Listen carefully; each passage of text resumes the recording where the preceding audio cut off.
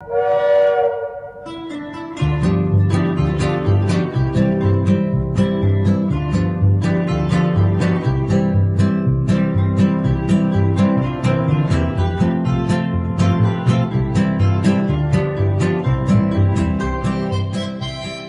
de noviembre es el día en que los mexicanos conmemoran la Revolución Mexicana. La UNAM Chicago se une a estas conmemoraciones con este programa que el día de hoy tiene como invitado especial al maestro Rubén Ruiz Guerra. Él es historiador y director del Instituto de Investigaciones sobre América Latina y el Caribe de la UNAM. Bienvenido, Rubén, a este programa y muchas gracias por tu participación. Muchísimas gracias, Erika. Es un gusto saludarte y un gusto estar con tu público. Sí, pues quisiéramos pedirte, Rubén, que en esta fecha tan emblemática para nuestro país, nos pudieras comentar a los mexicanos y en particular a los que radicamos acá en los Estados Unidos, ¿qué se festeja realmente el 20 de noviembre y por qué es el 20 de noviembre el día en que festejamos la Revolución Mexicana? Mira, en primer lugar tenemos que tener muy claro una cosa, que es que para los mexicanos, para el siglo XX mexicano, la revolución fue un elemento fundamental, fue un elemento que marcó prácticamente todo el siglo XX, que determinó políticas públicas, que determinó quiénes estuvieran en el gobierno, que determinó políticas que tuvieran que ver con una vertiente social y sobre todo es un fenómeno que nos hace pensar en lo sumamente complejo, lo sumamente difícil que es el proceso de construir una nación. Y en el caso de la nación mexicana, que es tan diversa, que está tan fragmentada en términos geográficos, es sumamente importante. La Revolución Mexicana es, podríamos decirlo de alguna manera, un elemento, un referente fundante de la nacionalidad mexicana en el siglo XX. Eso es un elemento al cual no podemos escapar. Es justamente por eso que el día 20 es una fecha particularmente importante para nosotros. Que ya en algún momento a principios del siglo XXI haya habido políticos que decidieron hacer un puente más largo, entonces que el fin de semana lo unieron con el primer lunes, con el lunes de la semana del 20 de noviembre, esa es otra historia. Bueno, es cierto, yo recuerdo en mis épocas de estudiante que el 20 de noviembre es un día feriado nacional en el que nunca se trabajaba ni se iba a la escuela y si se iba era para hacer algún evento conmemorativo, pero hoy en día ya no es así, ¿verdad? Hoy en día ya no es así. El día 20 como tal es un día cualquiera, pero la conmemoración se pasa al lunes de la semana en que caiga el 20 de noviembre. En esta ocasión, por ejemplo, el 20 es el viernes, es este viernes, ¿sí?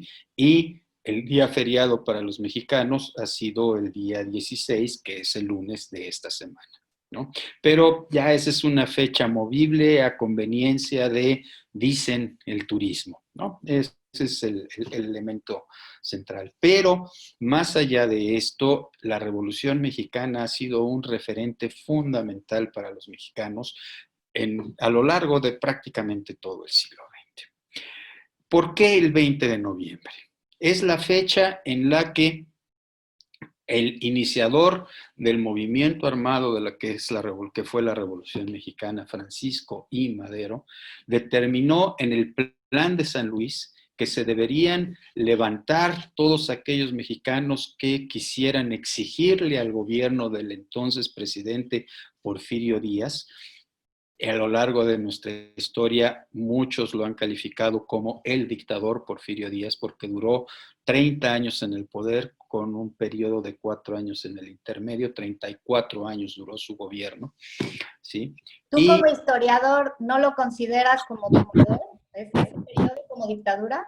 Muchos elementos de dictadura. Aquí el tema es que entran varios tipos de consideraciones que van desde las cuestiones legales, alguien podría decir, religiosamente cada 4 años se convocaban a elecciones, se votaba y resultaba electo Porfirio Díaz para mantenerse en el poder. Hay quien dice, bueno, pues esto nos explica que eso no haya sido una dictadura.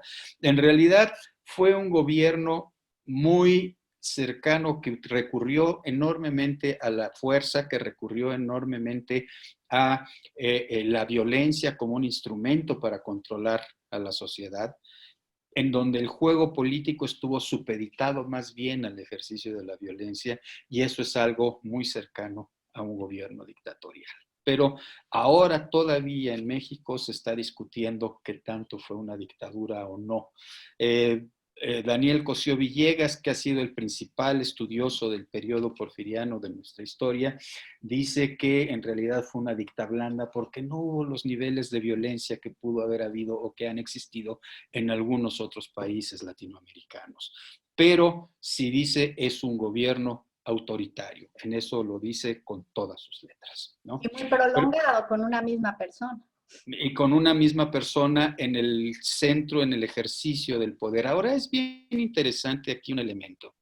Porfirio Díaz fue uno de los grandes héroes en la lucha por el establecimiento de la República en México y en contra de la intervención francesa y el imperio de Maximiliano, que fue el último recurso de gobierno que los gobiernos conservadores, que los conservadores del país tuvieron para hacerse del poder. Él fue uno de los principales héroes en esa lucha. Pero una vez que triunfa la República, una vez que esté restaurada con el gobierno primero de Benito Juárez, luego de Sebastián Lerdo de Tejada, Porfirio Díaz, digámoslo de alguna manera, encabezó una facción dentro del grupo triunfador que luchó en contra de los presidentes electos, tanto Benito Juárez como Sebastián Lerdo de Tejada, ¿no? Dice otra vez don Daniel Cosío Villegas que era algo así como el eterno descontento.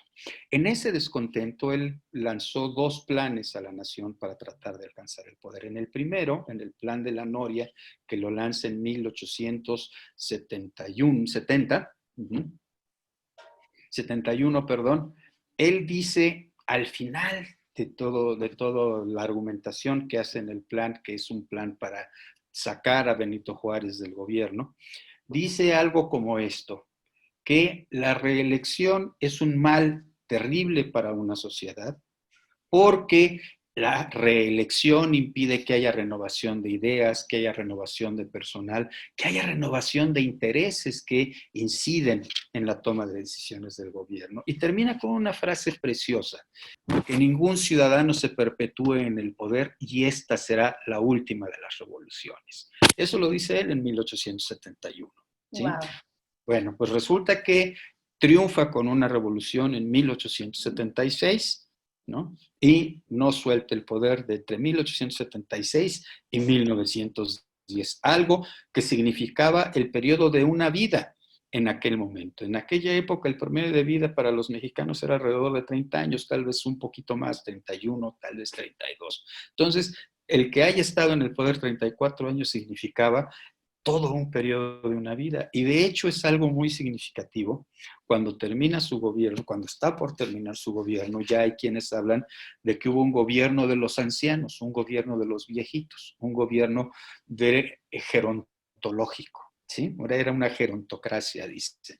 Y entonces sí, se toman fotografías de Porfirio Díaz con su gabinete y pues ya todos son hombres de más de 60 años, insisto, en un país en donde el promedio de vida era 30, ¿no? Hombres de O sea, más de... hubo mexicanos que solo conocieron un presidente. Exactamente, exactamente, ¿no? Y entonces Porfirio Díaz a la cabeza de este núcleo. Claro, esa falta de renovación en los grupos dirigentes, esa falta de renovación en los intereses de la gente, ¿sí? Pues fue generando, por una parte, un anquilosamiento. Se cerraron las vías de, digamos, participación política. Y por otra parte, en ese momento la participación política estaba muy vinculada al desarrollo de los intereses económicos, de los intereses industriales, de los intereses comerciales, etc. Durante esos 30 años surgió una nueva generación de hombres y mujeres muy jóvenes que hicieron su vida progresaron, es innegable que hubo un crecimiento económico durante el periodo porfiriano, progresaron, se educaron, generaron otros vínculos de negocios y de intereses políticos y encontraron las puertas de la política cerradas. Y entonces empezaron a reclamar más espacios. Francisco I. Madero era un hombre de la élite, era un hombre de la parte de la parte más rica de la sociedad mexicana. Sin embargo, veía que la participación política, los caminos para el desarrollo político estaban cerrados para él y para muchos otros. ¿Qué pasó en aquel 20 de noviembre? A ver, déjame una cosita antes de llegar al 20 de noviembre.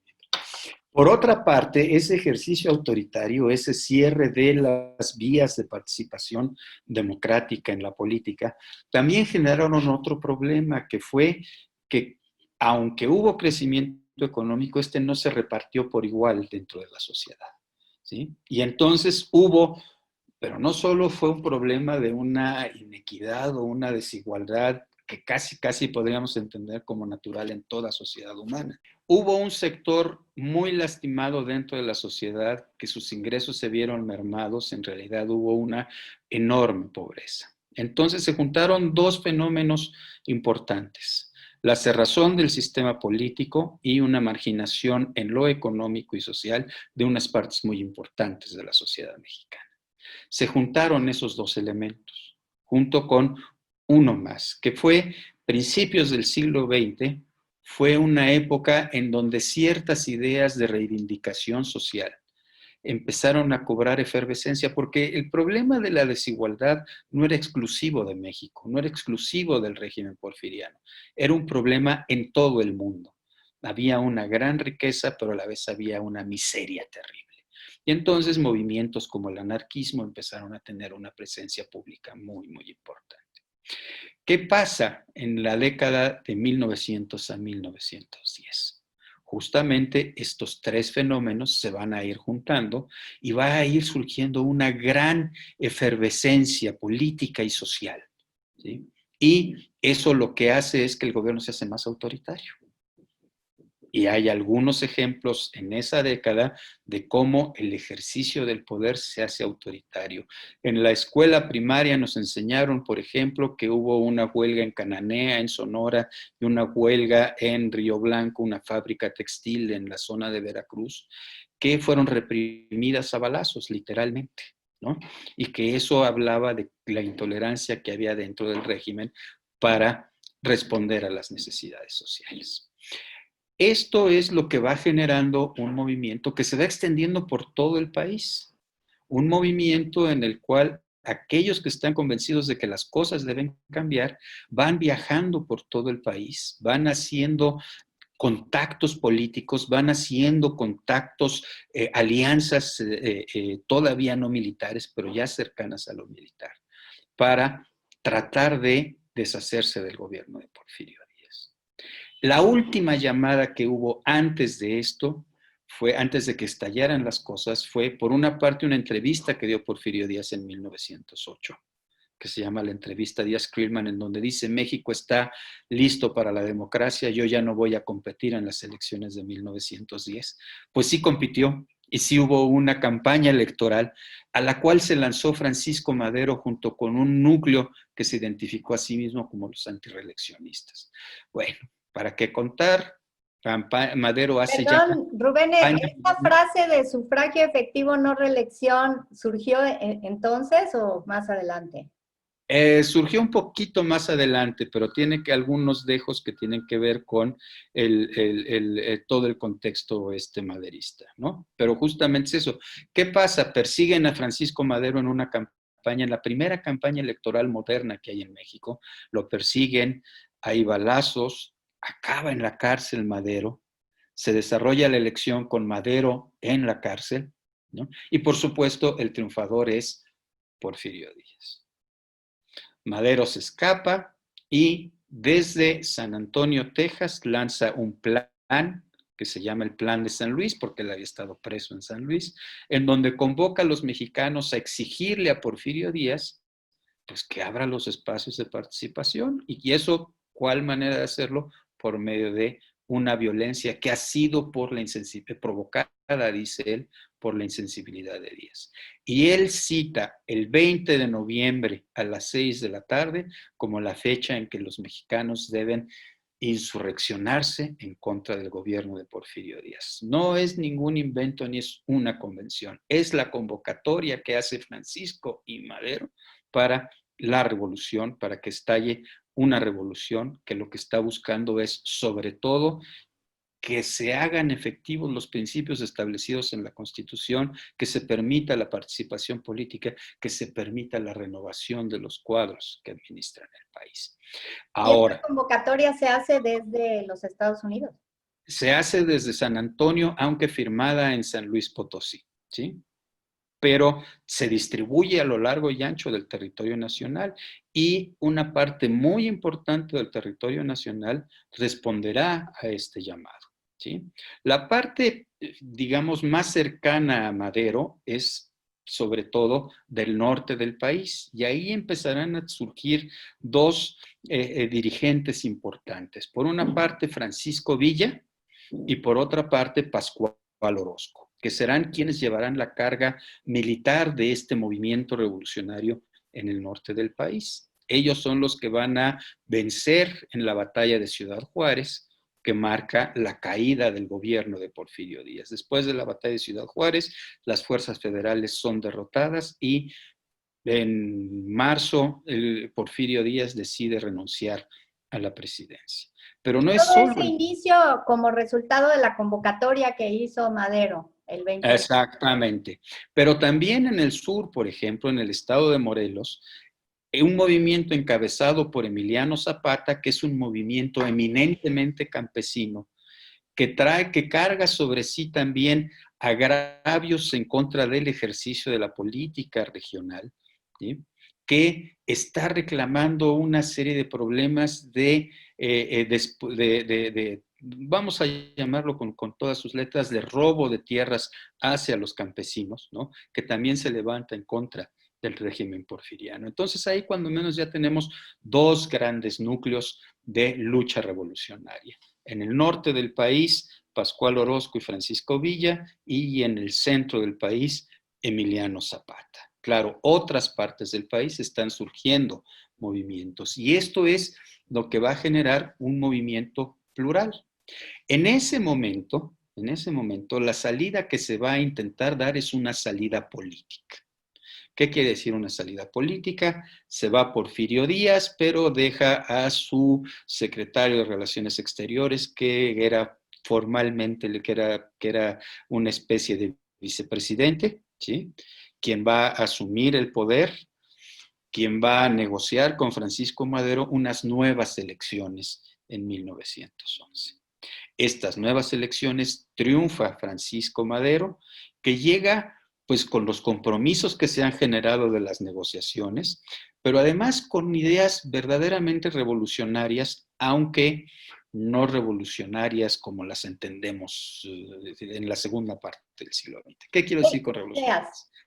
Por una parte, regresar a la estructura constitucional del país. Elecciones cada 4 años, Pero sí se elecciones hacían, que dijiste sean, hace sí, rato. pero que fueran reales estas, que realmente hubiera competencia política, que realmente hubiera ideas nuevas, que realmente se abrieran los espacios para la participación de aquellos que estaban interesados en la política como una expresión de su forma de ser, de su forma de vida, de sus intereses. ¿Sí? ¿Quién se iba a Entonces, imaginar que nos esperaban 70 años de una estructura unipartidista? Pero bueno.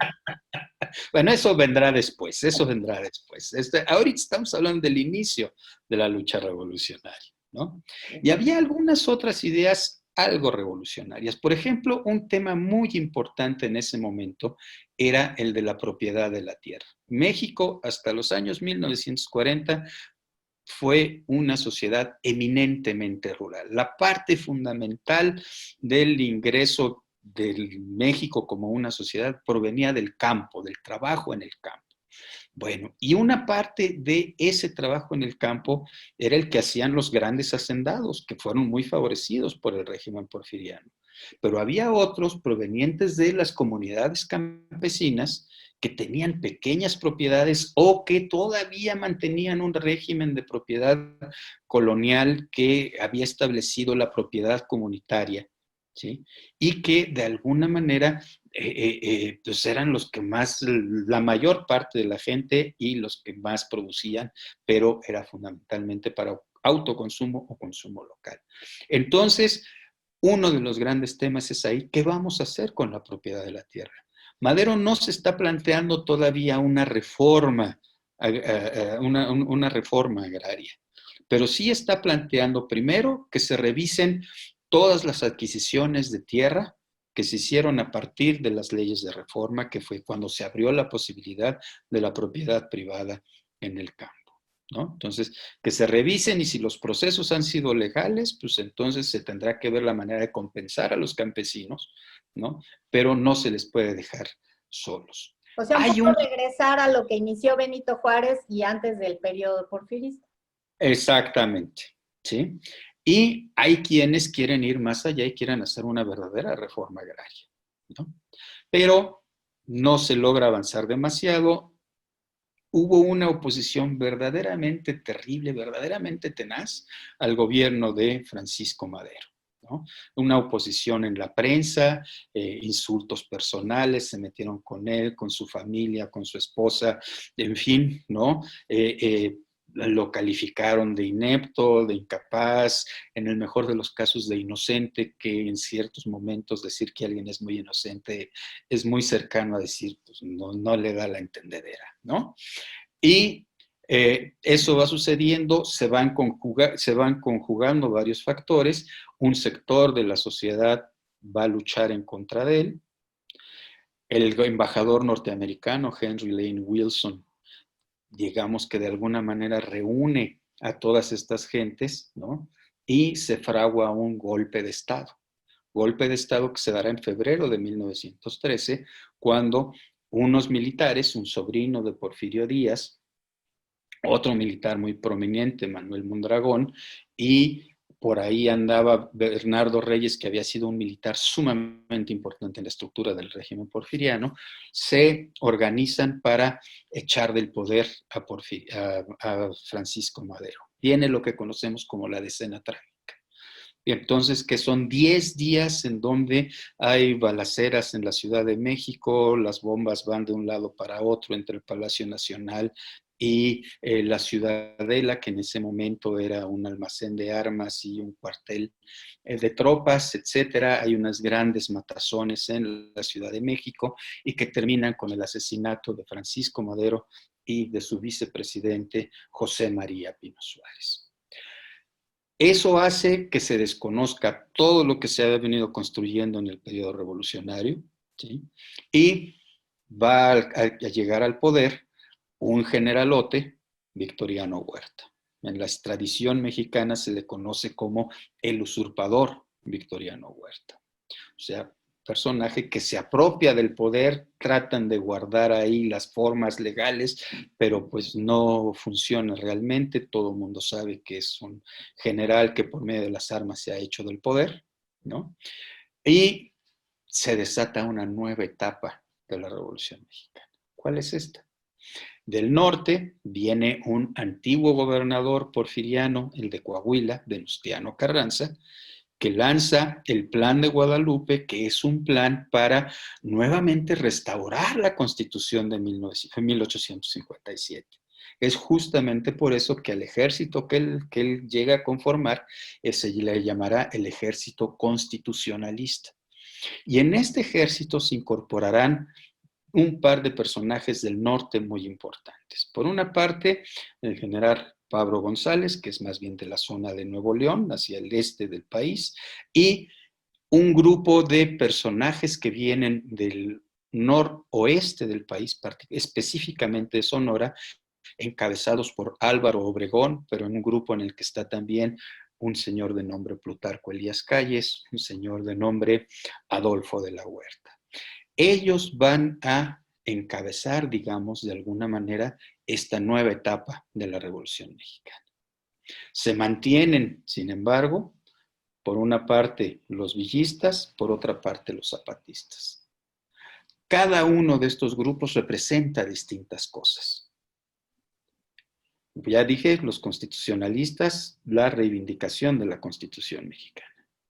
Los zapatistas, la reivindicación agraria de la Revolución Mexicana. Y los villistas, en realidad es un ejército conformado por mineros y, llamémosle de alguna manera, vaqueros del norte del país, ¿sí?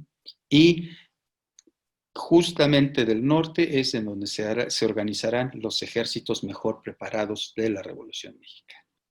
O sea, estamos hablando de varios grupos, cada uno con sus preocupaciones muy particulares, que convergen en este momento, en este movimiento, aunque no sé si tú consideras que se podría hablar de un solo movimiento revolucionario o son varias revoluciones que se están dando al mismo tiempo en diferentes ámbitos y ámbitos desde geográficos hasta políticos y de intereses particulares económicos, ¿no?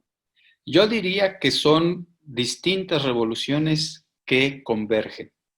¿Qué quiere decir esto? Que surgen en algún momento ante el llamado de Madero a las armas, ¿sí? Pero que con el paso del tiempo van cada uno afirmándose más en los reclamos propios, ¿sí? Y que en un momento determinado se podría pensar que estos reclamos propios chocan entre sí. Hay un intento de hacer una conciliación de todos estos movimientos con una convención revolucionaria que se desarrollará en Aguascalientes, que está exactamente en el centro geográfico del país, en donde llegarán representantes de estos grandes movimientos, ¿no? Ahí lo que sucede es que villistas y zapatistas hacen un frente propio, que defienden a esa convención que va a elegir a un presidente, ¿sí? Mientras que el ejército constitucionalista no acepta los términos en los que está planteado eso, ¿no? Hay diferencias de proyecto, pero hay diferencias también de personalidades y de aspiraciones personales de cada uno de los dirigentes. Y entonces la lucha será entre estos distintos grupos. Claro, esto en una sociedad que todavía es muy violenta, que todavía hay uso indiscriminado de armas, en donde parece que ya no hay una autoridad central que logre restablecer los mecanismos de paz o que controle los mecanismos de violencia legítima, ¿sí? Y entonces se vuelve una sociedad enormemente, enormemente violenta, ¿sí? Que es lo que ha dado pie, por ejemplo, a toda esta literatura de la Revolución Mexicana, que es una literatura que la leemos y realmente es muy impresionante justamente por la manera descarnada en que nos transmite justamente esta situación de violencia, de inestabilidad, de falta de un gobierno que logre controlar todas las fuerzas políticas. Sí, yo creo que no solo en México, sino en todo el mundo, esta literatura de la Revolución Mexicana ha tenido un impacto y seguramente nos ven todavía un poco a través de esa visión que dio la literatura, igual que el cine mexicano también, ¿no? La También. imagen que se dio es importante, pero quería comentarte ya para, bueno, entrar en esta última parte del programa, de esta charla. Eh, bueno, comentabas al principio el tema de que Porfirio Díaz no estaba de acuerdo en que hubiera reelecciones y después él cae en este gobierno tan largo. Cuando mis estudiantes me preguntan aquí en Estados Unidos, o estudiantes extranjeros en general que aprenden español, y me preguntan que por qué en México, que si hay reelección, o sea, que si el presidente se puede reelegir en México, y siempre mi reacción es así como, no, no, no, no, o sea, es como, es un tema, yo lo siento ya casi como un tema tabú, o sea, no se puede hablar de reelecciones en México. Y los extranjeros siempre lo ven con extrañeza, ¿no? Pues, ¿por qué? ¿Cuál es el problema? Aquí en Estados Unidos, pues, un presidente tiene 2 periodos, claro, son más cortos, ¿no?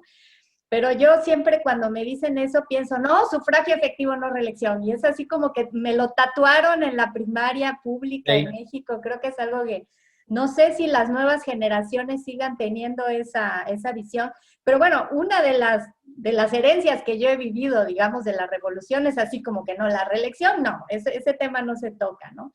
Y también mencionaste el tema de la desigualdad social tan fuerte que generó la revolución mexicana, ¿no? Y pues en la actualidad también pienso que seguimos viviendo tiempos de desigualdad social muy fuerte en nuestro país, ¿no?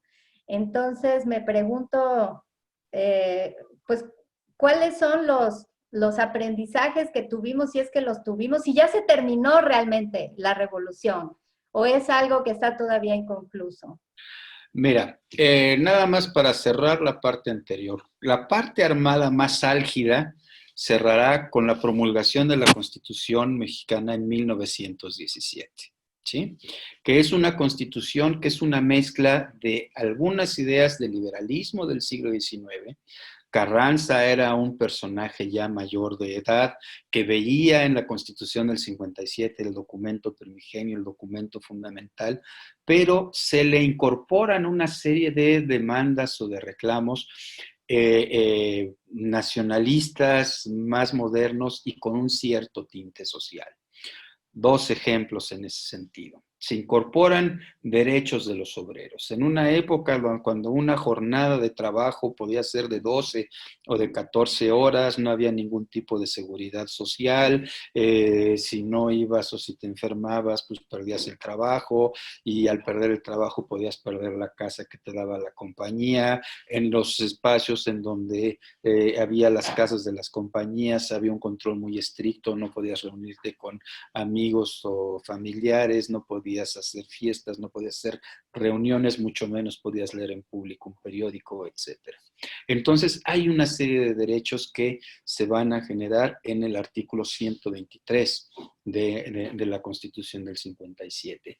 Y el otro elemento importante es que se establecen bases para que se recupere el sentido social de la propiedad de la tierra, ¿no? Entonces son, digamos, dos de estas grandes demandas que incorporan demandas de algunos de los movimientos que participan en la Revolución Mexicana. Se incorporan otros elementos, el principio de la no reelección, ¿sí? Pero de no reelección ni de presidentes municipales, ni de diputados, ni de senadores, ni de presidente, por ejemplo, ¿no? No reelección inmediata y en el caso del presidente no reelección en absoluto. Y hay otros elementos, la laicidad del Estado. Se insiste mucho en la laicidad del Estado en una sociedad que durante siglos, literalmente durante siglos, se ha identificado a sí misma como una sociedad católica y le ha dado a la Iglesia Católica un papel importante. Entonces, esos son elementos que fueron incorporados en la Constitución del 17, En ¿no? la Constitución que prácticamente nos sigue rigiendo hasta ahora, por más que se le han hecho muchas modificaciones, ¿no? Se le han hecho tantas modificaciones que solo queda un principio fundamental, que es el de la no reelección presidencial. Ya hasta para diputados y senadores ya hay reelecciones, ya hay posibilidad de reelecciones, ¿no? Bueno, pero los artículos que yo aprendí, el 3, el 27 y el 123, supongo que siguen en espíritu.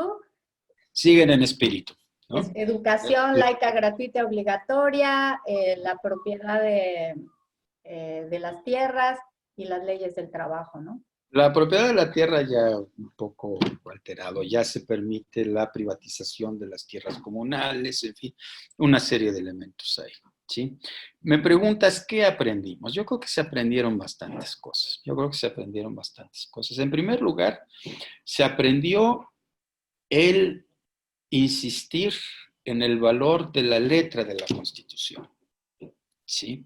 Como un elemento no solo formal, sino real, con todos sus asegúnes, con todos los elementos que podríamos cuestionar y que si el PRI fue una dictadura o no fue una dictadura, el hecho es que se reavivó esta idea de la Constitución como un documento fundante importante en la vida de la sociedad. Otro elemento importante tuvo que ver justamente con este rechazo a la reelección por varias razones, por varias cuestiones. Eso fue un elemento muy, muy importante. Otro elemento muy importante, y esto se fue reafirmando a lo largo de la primera mitad del siglo XX, cuando menos, fue esta vocación, este sentido social que debe tener el Estado y el gobierno. Con todas sus limitaciones, con todos los defectos que esto ha tenido, en realidad se fue construyendo a lo largo del siglo XX un Estado con una protección social verdaderamente importante. Y te doy un ejemplo. En Estados Unidos todavía sigue siendo un tema central y fue un tema político en esta elección y fue un tema político en la elección de 2016 y fue un tema político durante el gobierno de Barack Obama, ¿sí? El tema de cómo garantizar unos mínimos de atención en salud a las mayorías de la población. ¿Por qué? Porque en Estados Unidos la atención en salud es muy cara, tienen muchos cortapisas, se acude a los seguros de gastos médicos y los seguros de gastos médicos, bueno, pues en general son bastante selectivos y bastante cuidadosos en cuidar sus ingresos, ¿no? En México, desde los años 1940, tenemos el Instituto Mexicano del Seguro Social. Nos guste o no nos guste, es una protección que los trabajadores han conseguido y que les funciona, ¿no? Nos podemos quejar de la calidad del servicio, pero es un servicio al que se puede acceder y si se tiene la suficiente suerte, puede tenerse buena atención. Por supuesto, se ha abandonado por estos gobiernos que han dicho que no, eso ya no, es los últimos 30 años, ¿no? La protección para los trabajadores del Estado, un instituto de seguridad para los trabajadores del Estado, pero aparte para quienes no están en eso, la seguridad social, ¿no? La Secretaría de Salubridad con una serie de elementos que tienen que ver ahí. En México eso está desde los años 40.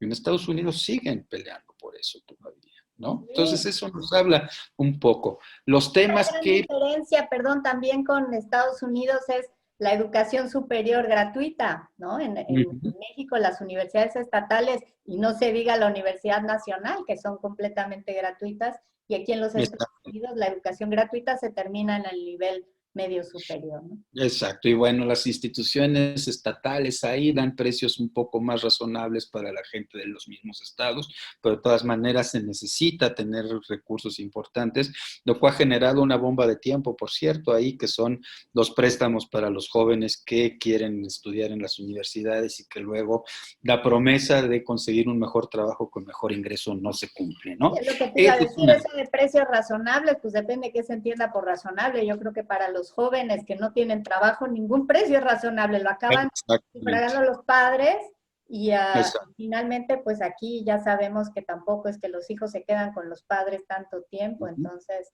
es Sí. una carga fuerte para sus vidas. Sí, y en ese sentido la educación superior que lo imparte el Estado en México tiene otro elemento. Yo tengo ya muchos años de ser profesor universitario. Muchos de mis estudiantes han sido en su familia el primero o la primera que asiste a la educación superior, ¿no? O sea, en México la educación superior ha sido un verdadero instrumento de movilidad social a lo largo del siglo XX, ¿no? Entonces, ese tipo de elementos son importantes. No, que si la corrupción, tendríamos ahí un tema. Yo creo que no hay político que no haya sido tocado alguna vez, cuando menos por el olor de lo que es la corrupción. En el caso mexicano sí es un problema endémico realmente muy importante, pero tenemos que decir que es un problema que lleva 5 siglos, cuando menos, ¿no? Entonces, pero bueno, ahí. Entonces sí hay algunas cosas que se aprendieron de esa revolución que costó más o menos 1 millón de vidas, ¿no? Son muchas vidas y que de alguna manera ha marcado la vida del país. Que si sigue o no sigue, yo sí me atrevería a decir que ya está muy mediatizada esta revolución. Pero te puedo decir que desde los años 1940, otra vez cito a Daniel Cosío Villegas, ¿no? El gran intelectual del liberalismo mexicano, que desde los años 1940 él argumentaba que la revolución mexicana había muerto. A pesar de eso, todavía hasta los años 70, principios de los años 80, los ideales de la Revolución Mexicana era algo que todo candidato a la presidencia tenía que manejar y que de alguna manera hacía presentes en sus tipos de políticas, sobre todo las de orden social. ¿no? Eso es algo que ha sido muy, muy importante. Ya a partir de los años 80, con las generaciones de mexicanos que se educaron en los Estados Unidos, que aprendieron nuevas formas de entender la realidad, de enfrentar la realidad, muchos de aquellos que fueron justamente a la Universidad de Chicago a estudiar particularmente temas de economía, ¿sí? Pues regresaron con ideas ya muy modernas, que tenían que ver con un modelo nuevamente liberal, neoliberal, ¿no? Pero bueno, esa es una historia que tiene que ser contada aparte. En este momento ya la Revolución Mexicana no es parte del discurso político fundamental, ni siquiera el gobierno actual, el gobierno del presidente López Obrador, hace una referencia directa a la Revolución Mexicana. Bueno, es Dice la que tercera transformación, no, ¿no? la cuarta, la cuarta. La cuarta La es la primera, actual, pero la tercera es la revolución, ¿no? sí, exacto. La primera fue la Guerra de Independencia, la segunda la Reforma, la tercera la Revolución Mexicana y ahora estamos viviendo, nos dicen, la cuarta transformación, Okay, ¿no? entonces, si estamos en la Entonces, cuarta es que la tercera ya se acabó, podríamos decir. exactamente. Ok. Exactamente. Y nada más para completar un poco, nuestra vecindad con los Estados Unidos tuvo un papel muy importante a lo largo de todo el proceso revolucionario. Hubo mexicanos que se fueron a refugiar a los Estados Unidos, aunque fuera como trabajadores agrícolas, ¿sí?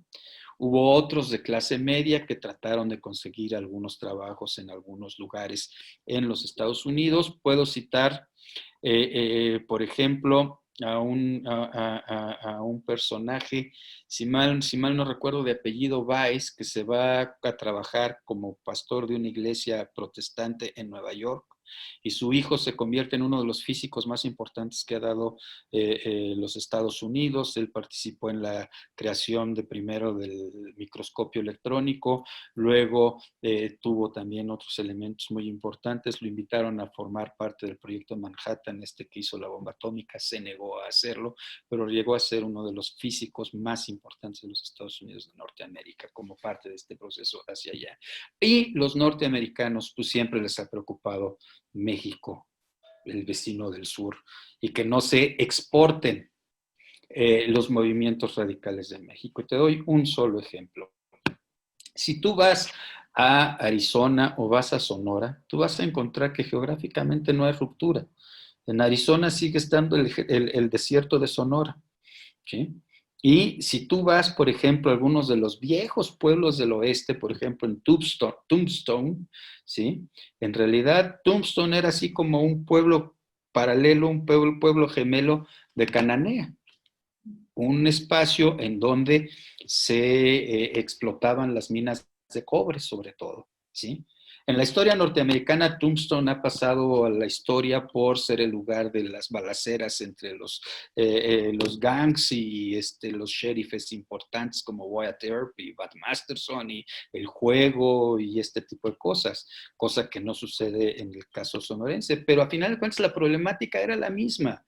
Trabajadores que trabajaban en minas en el desierto y que eran muy mal pagados y que eran tratados de controlar por todos los medios posibles y que entonces se comunicaban entre sí sus ideas de transformación de la sociedad, ¿no? Eso es uno de los elementos que le preocupa. Otro elemento que ahora que también les ha preocupado es el que haya una cierta estabilidad en el país. No les gusta tener 3,000 kilómetros de frontera en un país que está en efervescencia política siempre. Muy bien, pues Rubén, entiendo que esto será tema de otra charla, pero si bien dices que la revolución pues ya se terminó y es tema del pasado, me pregunto si está todavía sujeta a reinterpretaciones, ¿no? Por ejemplo, he visto que esta figura de Porfirio Díaz, como mencionaste al inicio, de pronto ya se le empiezan a buscar otras interpretaciones, ya no necesariamente solamente como dicen, héroe o tirano, ¿no? Sino que quizá hay una gama de grises ahí donde se pueden rescatar algunas cosas. En el ámbito en el que tú trabajas de los investigadores en historia, ¿se está trabajando en una reinterpretación de la revolución o ya son otros los temas que los ocupan? En México ha habido ya muchos nuevos temas para los historiadores. Me parece que eso nos ha llevado a olvidarnos de algunos temas importantes. En la década de los 70 y particularmente en los 80, un historiador norteamericano que vivió en alguna época en México, Frederick Katz, que luego fue profesor en la Universidad de Chicago, justamente. Y hay un ¿Sí? centro CATS ahora de Y estudios un mexicanos. centro Katz, porque realmente él fue un historiador muy importante tanto por lo que escribió como por los núcleos de investigadores y académicos mexicanos que él formó, ¿sí? Muchos rastrean sus orígenes ideológicos y como historiadores a Frederick Katz. Bueno, él hizo un trabajo a profundidad acerca de el villismo, por ejemplo, pero él no se quiso quedar en esta parte de cuáles eran las grandes ideas o las pequeñas ideas o cuál era la figura de Francisco Villa. Él estudió la conformación del ejército villista. Él estudió las ideas que había atrás de esto. Él estudió de alguna manera los intereses económicos que había en juego en la zona de Chihuahua cuando surge el villismo y cuando éste se empieza a desarrollar.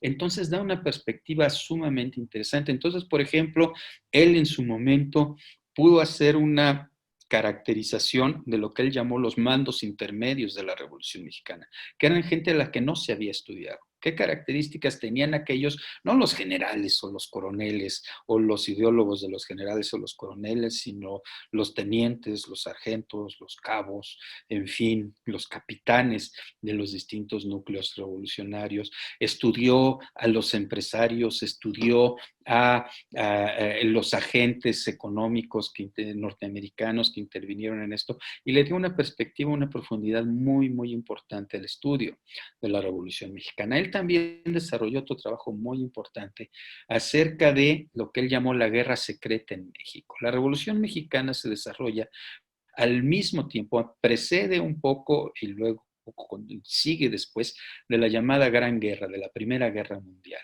Y entonces México en ese momento se convirtió en un tema de preocupación, de interés de algunos de los beligerantes, particularmente los alemanes. Les interesaba el petróleo mexicano, pero sobre todo les interesaba tener un pie en el continente americano, muy cerca de los Estados Unidos, a los que veían como un peligro, ¿no? Entonces se desarrolla lo que se llama una guerra secreta, es guerra diplomática, hay agentes secretos involucrados, se podría hacer una muy bonita novela o película sobre ese tema. Y entonces Katz es de los que entra en este proceso de renovación de la comprensión de la Revolución Mexicana. A partir de los años 80 también hay varios trabajos acerca de las situaciones regionales de la revolución. No fue lo mismo la revolución en Sonora que la de Nuevo León, o que la de Chihuahua, o que la de Morelos, o que la del centro del país. Fueron distintos movimientos con características distintas, agentes distintos, intereses distintos, y eso se está desarrollando de una manera verdaderamente importante. ¿Y por qué nos interesa? ¿Por qué nos importa esto? ¿Por qué? Porque nos enseña que México es un país diverso, es un país plural, es un país en el cual tenemos que sentarnos a dialogar, tenemos que sentarnos a trabajar nuestras diferencias para encontrar los puntos de acuerdo que tenemos. Claro, nos ayuda a entender quiénes somos y de dónde venimos. Y ahora en la época Exactamente. contemporánea no dudo que empiecen también algunas investigaciones sobre el papel de la mujer, por ejemplo, en la revolución, que es un tema que ahora está muy en boga. Entonces, bueno, es un tema abierto, ¿verdad? De la revolución del que Totalmente. seguramente podremos seguir aprendiendo mucho, un espejo en el que nos podremos seguir mirando para entendernos y para decidir qué queremos para nuestro futuro. Pues ha sido un gran placer tenerte en este programa, Rubén. Gracias por tus conocimientos de historiador, por tu análisis de esta fecha emblemática, de este evento fundacional, como dices, del México moderno, que es la Revolución Mexicana. Te agradecemos mucho desde la UNAM Chicago tu constante colaboración para todos estos temas que tienen que ver con la historia de México y de América Latina en general. Entonces, pues esperamos contar nuevamente con tu presencia muy pronto. Por el día de hoy, pues ha sido todo.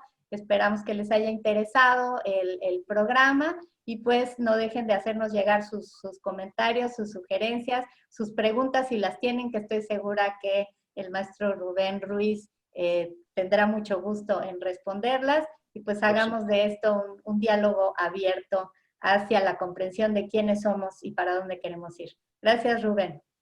Muchísimas gracias, Erika. Es un enorme gusto estar contigo, con tu público en la UNAM Chicago. Y a todos ustedes que nos acompañaron, muchísimas gracias.